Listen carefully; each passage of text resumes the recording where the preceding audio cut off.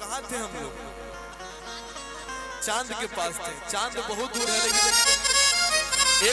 एक चांद मंच पे भी है के बिना तरैन के चांद ना होला।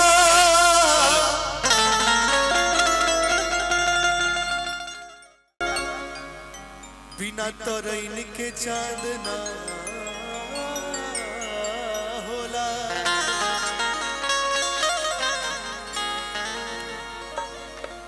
हो बिना सूरज के घाम ना होला।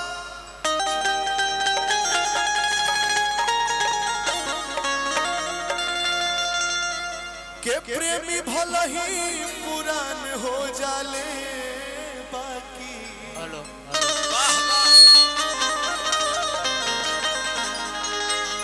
प्रेम कबहू पुरान ना होला।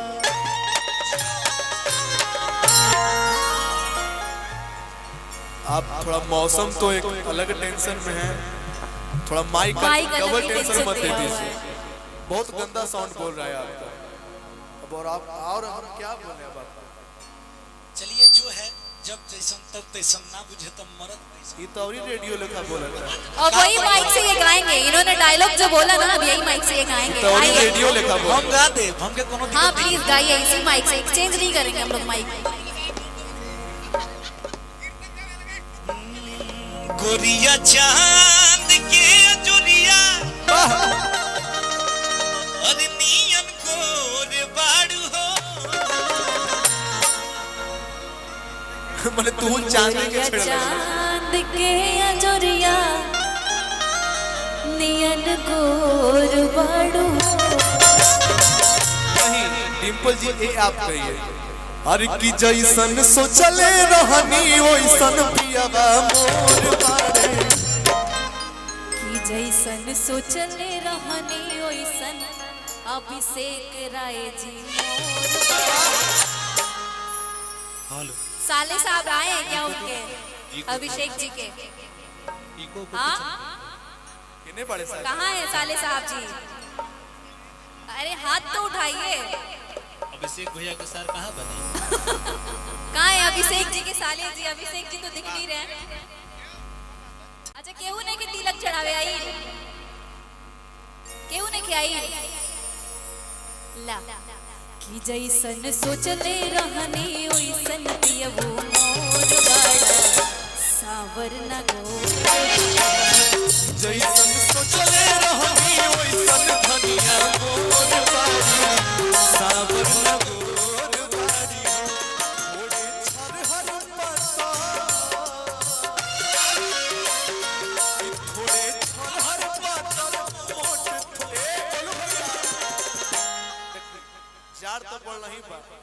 जाड़ के एक के उपाय बा कि तनी शरीर के तनी वार्म अप हो जाए, तनी हिलवा डोलवा तब न गर्मी आई। कि थोड़े छरहर पाता खाटी भोजपुरी अंदाज। बहुत दिन हो गया आपके साथ फुल के डांस। ये मेरा फेवरेट डांस है, गोलू जी देखते रहिएगा। कि थोड़े छरहर पाता थोड़े छरहर पातर मोट थोड़े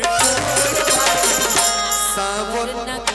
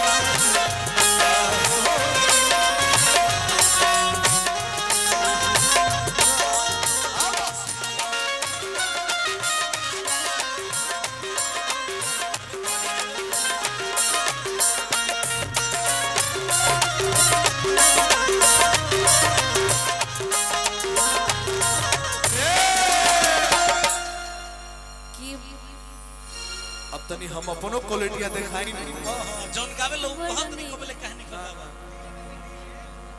अरे की काहे खाती घर में बवाल भइल बा। मनोज कुमार यादव जी मास्टर साहब सुखऊ पट्टी इस माइक को थोड़ा सा डिले दीजिए ना इसे। ये हमें मिला है सादा बोल रहा है, बहुत बहुत पुरस्कार मिला है जो कि मैं गोलू जी के आंसर में देना चाहूंगी अभिषेक जी के थ्रू जिनका तिलक है उनका भी अभिषेक नाम है, हमारे को आर्टिस्ट है इनका भी अभिषेक नाम है। तो आप सभी को मेरा यहीं से प्रणाम है। और बहुत ठंडी है, मुझे ठंडी लग रही है, बॉम्बे में इतनी ठंडी नहीं है इसीलिए सब लोग ऐसे सिकुड़ के बैठे हुए हैं। सो एक बार चाहेंगे थोड़ा सा और नहीं आ रहा सही। हेलो हेलो हेलो हेलो सही कुछ लोग उधर नहीं दिख पा रहे। और दूल्हे साहब कहाँ हैं? दूल्हे साहब अभिषेक राय जी। एकरा बजिए इसे हेलो थोड़ा इसे इसका लेवल उठाइए ना मॉनिटर का, हम खुद नहीं भोजपुरी की सुपरस्टार अभिनेत्री और सह गायक डिम्पल सिंह जी का आगमन हम सबके बीच हो चुका है। तो डिम्पल सिंह जी की बुलाई हम ना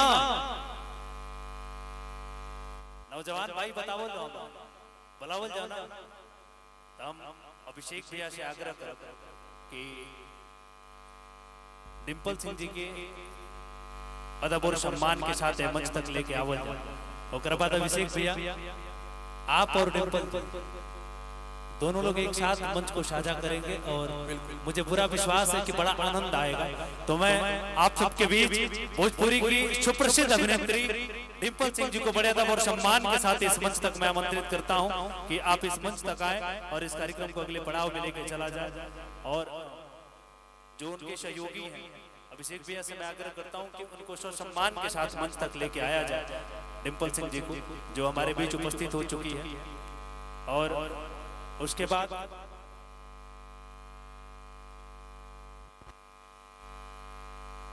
बाद फिर जो नौजवान मेरे भाई कहेंगे वही होगा, वही सुनाया जाएगा, वही गाया जाएगा। एक और बहुत अच्छे गायक हमारे भाई बैठे हैं जो अभी हाल ही में उनका एल्बम आया है, उनको भी हम लोग सुनेंगे। लेकिन उसके पहले मैं डिम्पल सिंह जी को बड़े अदब और सम्मान के साथ इस मंच तक आमंत्रित करता हूं कि आप आए।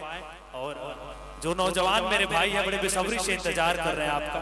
काफी शोर मचा हुआ था, हम लोग पीछे इधर जीएनपुर चट्टी पे रुके थे तो वहां पे भी लोग पूछ रहे थे कि भैया डिम्पल सिंह आवत है ना, भैया डिम्पल सिंह आवत है ना। तो हमने बताया कि नहीं डिम्पल जी आ रही हैं और सब लोग इंतजार कर रहे थे और वो इंतजार की घड़ी अब पूरी हो चुकी है। वो सुप्रसिद्ध अभिनेत्री डिम्पल सिंह जी हम सबके बीच उपस्थित हो चुकी हैं। तो मैं उनको आमंत्रित करता हूं और अभिषेक भैया से आग्रह करता हूं कि उनको सम्मान पूर्वक मंच तक लाया जाए और इस कार्यक्रम को आगे लेकर चला जाए। क्योंकि अभी कलाकारों की लंबी लिस्ट अभी कुछ ही देर में हम सबके बीच आदरणीय गोपाल राय चाचा जी का भी आगमन होने वाला है। तो सब कुछ